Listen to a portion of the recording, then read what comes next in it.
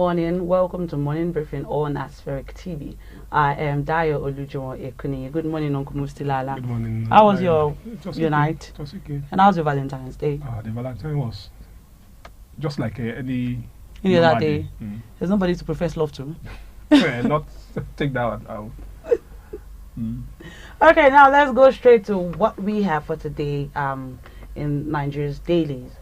The Punch, according to the Punch, the Nigeria Police Force on Monday accused some officials of the National Drug Law Enforcement Agency at the Akanu Ibiam Airport, Enugu, of being on the payroll of some international drug barons barely hours after the NDLEA declared the suspended commander of the Police Intelligence Response Team, Abba Kyari, wanted for alleged drug trafficking.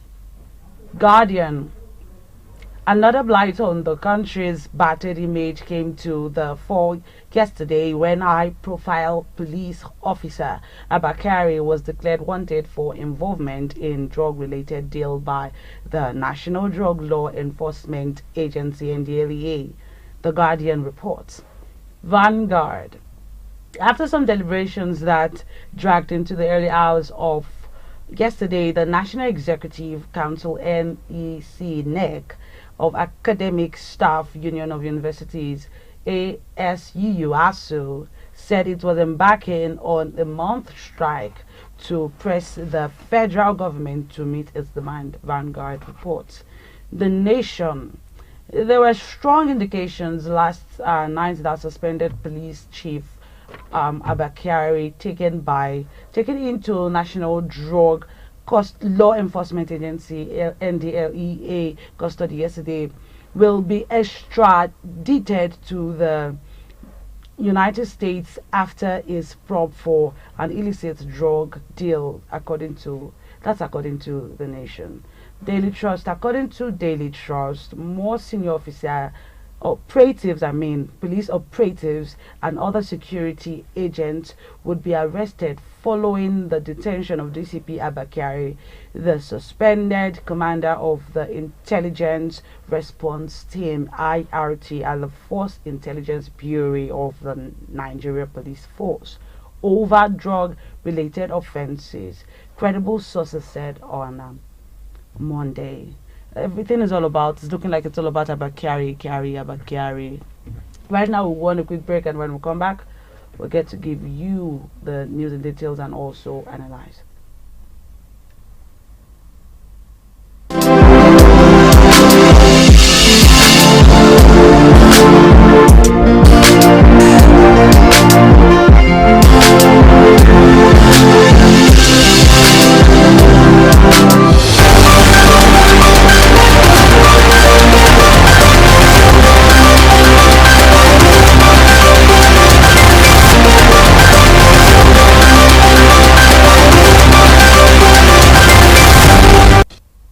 Welcome back, everybody. The Nigerian Police Force (NPF) have confirmed the arrest of the core DCP Abba Kyari over drug-related offenses. Well, according to report, the National Drug Law Enforcement Agency (NDLEA) had on Monday indicted the former IRT leader in the trafficking of cocaine, which subsequently led to his arrest by the police. In a statement on Monday evening, Police Deputy PRO CSP Olumuyiwa Adedobi disclosed that the Inspector General of Police, Baba Alkali Usman, has ordered the immediate transfer of Abba Kyari and 4 others to the NDLEA. Kyari had been investigated, before now he had been investigated over links to a global syndicate of drug dealers. He had also been invited, according to reports, he had been invited several times by the agency but had failed to honor their invitation. Abba Kyari is all over the place. Yeah. This following his issue with Osh popping. Now this again. I mean, it's looking so terrible. It shows. You see, Dayo. It's a disturbing situation because it's all about corruption. be it the Hush Puppy incident, which is internet fraud case, or this particular one is all about corruption. You understand?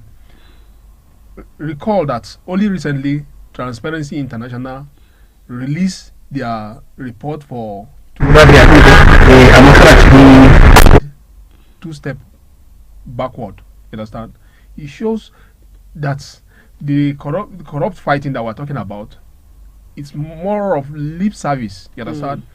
Abba Kyari is not a small person. We're talking of a senior police officer of a DCP rank, Deputy Commissioner of Police rank. You understand? He was involved with Hush Puppy. We have not yet settled that. Then come up with this particular one now. You understand? In between the two cases, there is something which is not normal. You understand? According to NDLEA, they said in January, Abba Kyari made arrest of drug suspects at Akanubiam airport in Enugu. You understand? And we're talking about at the time that Abba Kyari was still under suspension and is making arrest. You understand? It shows the level of insincerity on the top echelon of the police force. You understand? They need to come out clean over this. You understand? Was Abba Kyari, who supposed to be under suspension, was he still acting, or was the suspension just a mere cosmetic service to make sure that to ease him out of the public eyes, or he went out of his way to be conducting operations, which is illegal because he's supposed to be under suspension. You understand? Well, the IGP Baba Alikali has ordered for his arrest, and he has been arrested and handed over to the NDLEA officials. It didn't stop there. According to the police report, police now is indicting NDLEA officials too at the Akanu airport. You understand? It's like a tit for tat situation, which does not augur well for our nation. You understand? There must be synergy between all the agencies of the government. There must be synergies. They must be acting as if they are one, because all of them, irrespective of their divergency, they are all to serve the public. You understand? They are all to serve Nigeria. You understand? So, but in this case now, police now waited until NDLEA now declared Abba Kyari wanted, and now IGP ordered for the right thing to be done, of which they have done it, but they now went far by indicting the NDLEA officials. And a tit for tat. So it's more or less like a tit for tat now. So it's not normal. It's not normal. It's not normal. So, well, Abba Kyari is unfortunate, a senior police officer that has done very well with a lot of achievement behind his back. You understand? He has succeeded in busting a lot of crime all over the country. You understand? But one particular issue continued to trail him. You understand? That aspect of corruption. This is not the first time. Not even the Hush Puppy issue was the first time. When he was at the head of OC SAS in Lagos, there was accusation that from the suspect of extortion of money. You understand? So that petition was there. Sadly, because of his performance, all Nigerians rallied around behind him and gave him that support, and they were like, that petitioner was seen as someone that is trying to like blackmail him. That was how it was then. So then Hush Puppy issue came.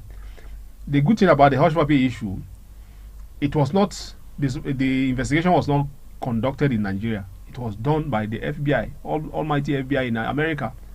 And you know, before FBI could come out to say, to point at, let's say like me, to point at me, they must have conducted all their investigation regarding everything about me before they will even effect the arrest. So you understand? So about Abba Kyari, about Hush Puppy, all the investigation about Hush Puppy was done before he was finally picked in Dubai and extradited to the US. And through their FBI investigation, they now discovered that Hush Puppy, Abbas Raymond, wired some money into the account of Abba Kyari.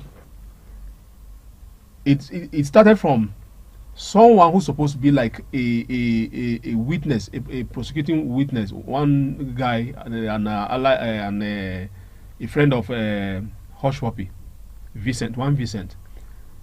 Both of them are related in their crime, so they are partners in crime. So when Hush Puppy was duping the Qatari billionaire, it happened that Vincent was the one that forged some document which supposed to aid Hush Puppy's crime. So along the line, they had disagreement over the settlement, what's supposed to come to him. So now what Vincent now did was that, look, he threatened Hush Puppy. He said, look, if you are not giving me this, I'm going to reveal your secret to the billionaire. So, and that is the basis of the disagreement. Whereas Vincent was in Nigeria and Raymond Hush Puppy was in Dubai. So what Hush Puppy did, he now tipped Abba Kyari, who is OC IRT. Say, okay, I have someone that I want you to. We're having, although he initially told him that they have a family misunderstanding. That is according to Abba Kyari. He said, no, look, I have someone that I want you to tackle for me. Understand? Remember this. It's like Abba Kyari now offered himself to settle personal vendetta.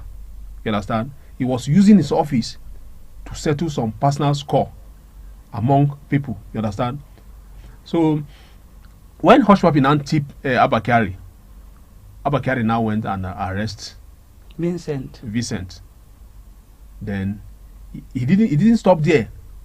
He snapped Vincent, snapped him in the detention cell and sent the pictures to Hush Puppy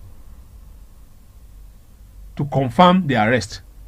And then he told him to keep him there for a month, which it means that within that month that Vincent is going to be in the detention, by then Hush Puppy must have done all he needed to do with the Qatari businessman.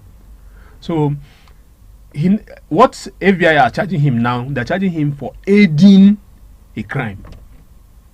Remember, a police officer aiding a crime instead of a police officer that's supposed to stop a crime is now aiding a criminal. You understand? So when a situation like this is Abba Kyari issue, almost all the front pages are washed with the Abba Kyari story. It's a serious issue. The international community, they are watching us, seriously watching us. What the government decided to do from now on will show the government's seriousness regarding the fight against corruption. You understand? But sadly now, the case will now go like this, that it's under NDLEA detention before they will finish their own case, before police will start talking about either Nigerian government and the police will talk about, because the first part is under suspension now. He said that police authority need to dismiss him now. By the time they dismiss him, before Nigerian government under Attorney General of the Federation will think about his extradition from Nigeria to US. Understand? So it's a serious case. It's a serious case. What government should use this particular case now as to send a message across to public officers that, look, don't abuse your office, because as it is now, not only corruption, Abba Kyari abused his office.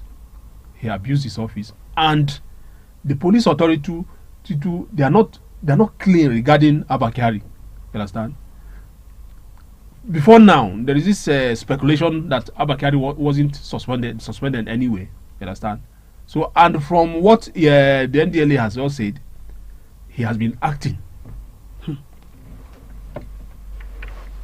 Wow, there's so many things going on in Nigeria. So many. But Dayo, do you know the part that disturbs me most? It seems as if it's only you and I, the ordinary people on the street, that are patriotic to Nigeria. The people at the helms of affairs, those at the corridors of power, it seems as if their own patriotism is all about their pocket and their families. So they are using Nigeria as a conduit pipe to line their pockets. That is what it means. It means. Today now you are coming out as a youth corps. They will be telling you that you are a youth corps, or you obey the clarion call, blah blah blah, like that. All your thinking is about Nigeria. You are serving Nigeria with everything in you, but you have people who are at the corridors of power. Their own patriotic zeal is in doubt. You understand me? This is it's not. No nation function this way. You understand? No nation function this way. Police is saying they have suspended the Abba Kyari, yet the same Abba Kyari is acting, is working. Who is fooling who? You understand? So, well, maybe God has a way of doing things. Had him been the guy was suspended, re-suspension, and he's under suspension, maybe he traveled out of the country, he wouldn't have run into this particular case now that exposed him. You understand? Either I think January 19 or so or thereabout, that was the date that NDLEA said he made arrest in Enugu. His men, he made arrest in Enugu, and 2 guys behind cocaine. And those guys, I mean, he arrested 2 guys behind cocaine and is also related to Abba Kyari. So that is why NDLEA is now saying that Abba Kyari is involved in a global drug syndicate. That is the language they put it. You understand? A police officer, you know, anything. 2 things that the international community doesn't joke with is this drug trafficking. They don't joke with it, because a lot of all the drugs you see from Asia, the end users are in America. You understand? So America doesn't joke with anything drug related case.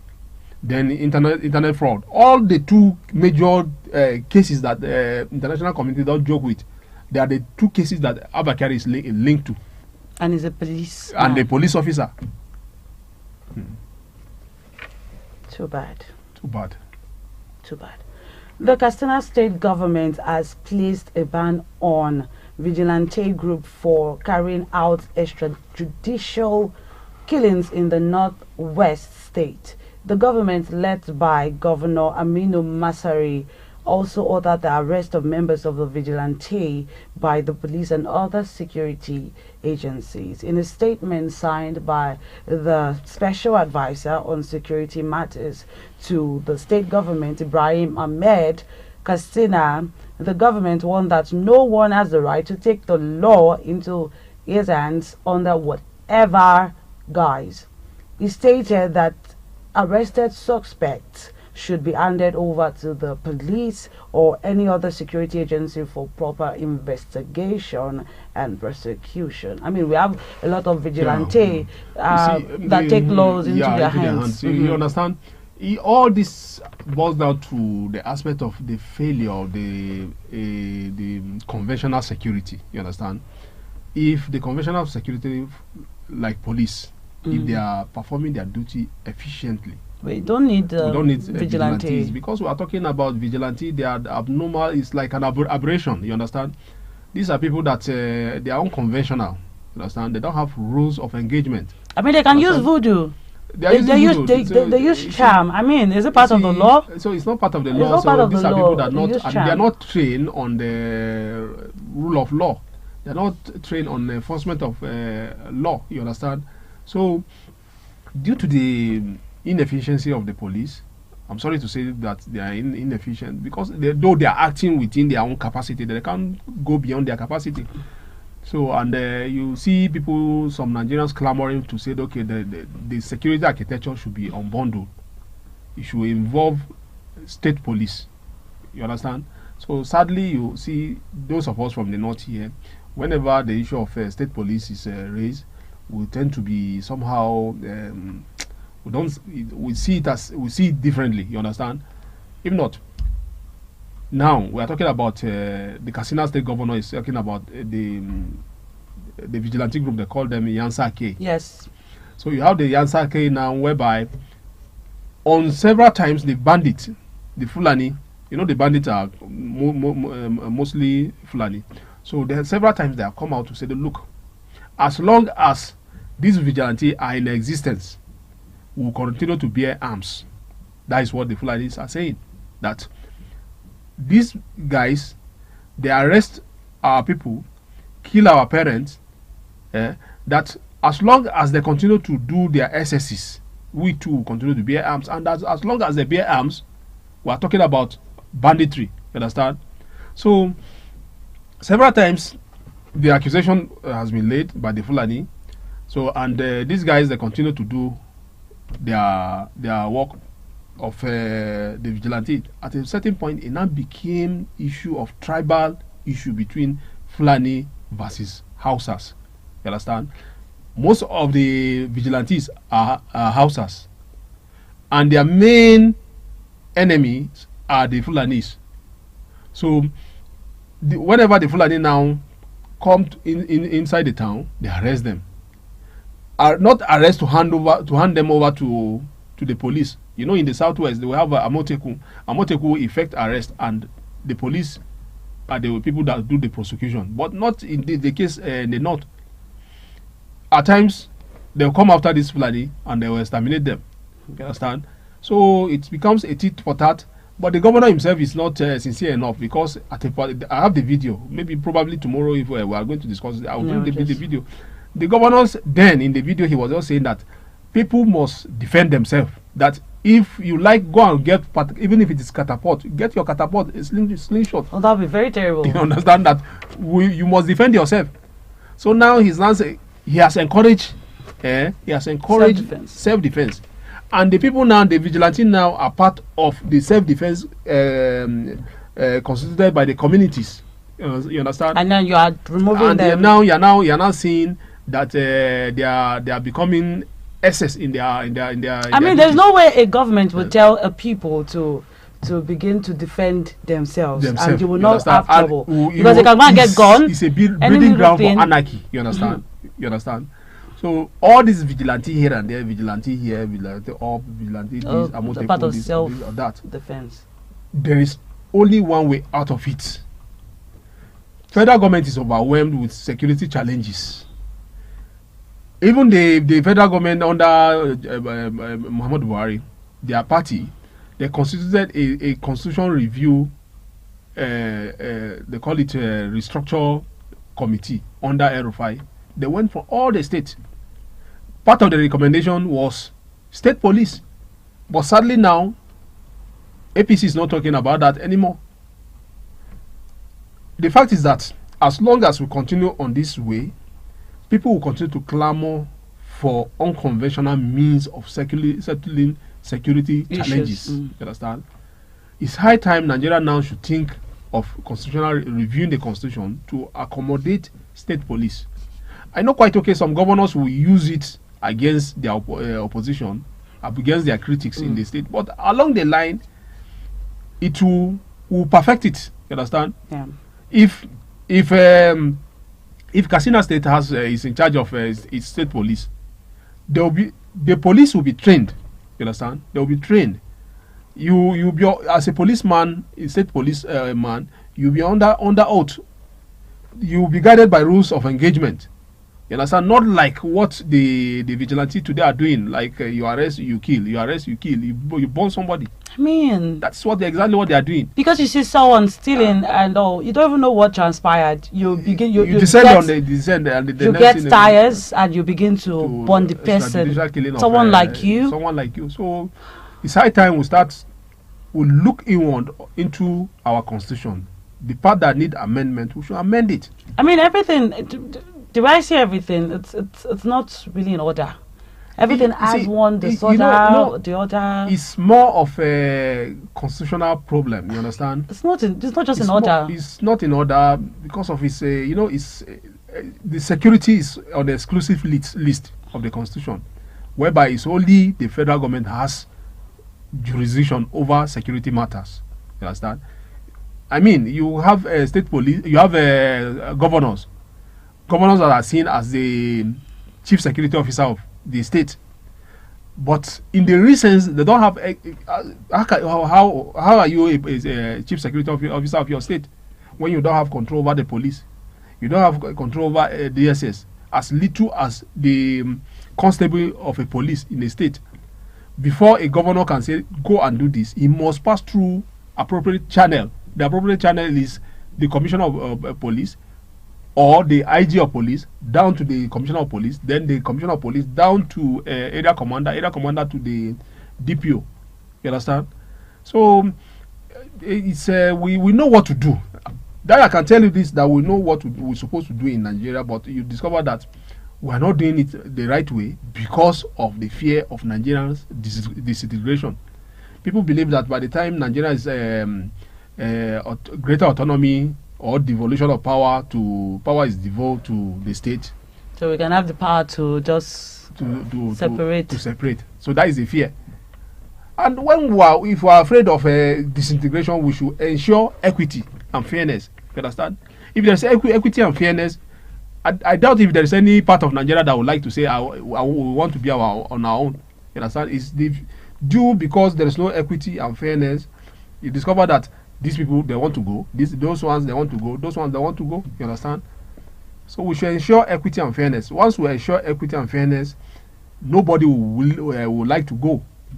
No group would like to cede from Nigeria. You understand?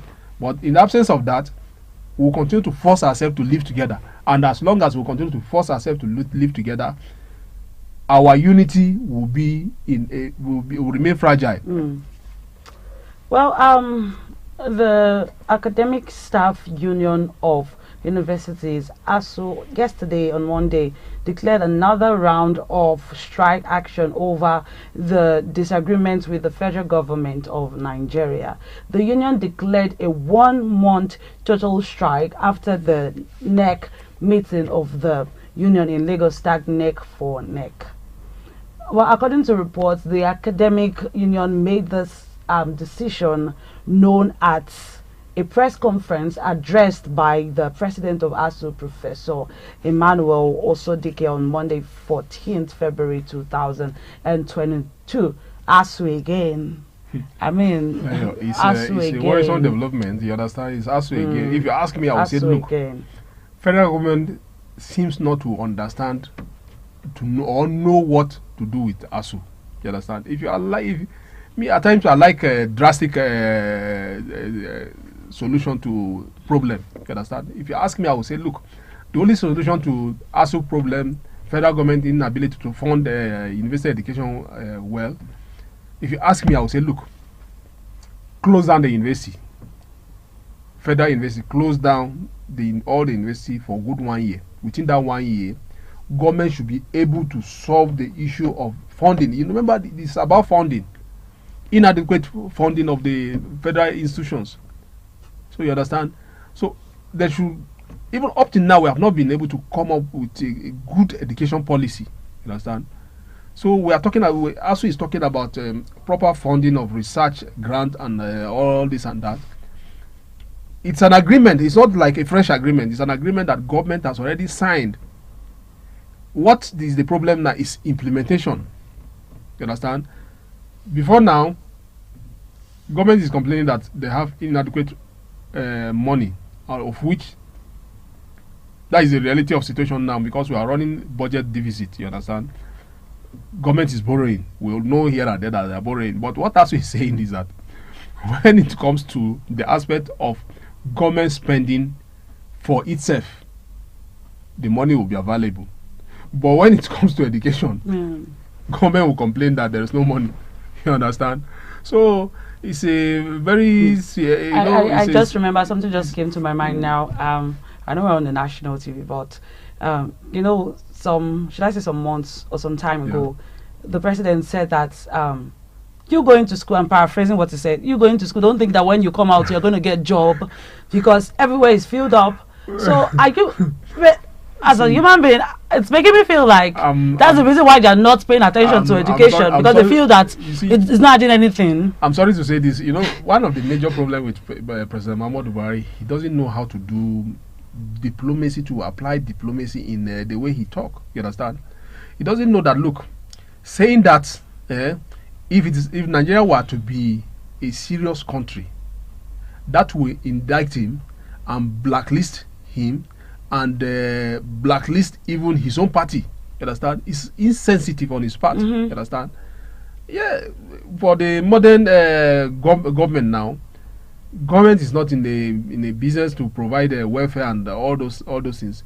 Government exists to create enabling environment. You understand? For the private sector to thrive. When the private sector thrive, it will become the driver of the economy and create employment. You understand? We all know this. But the situation whereby government is not creating the enabling environment.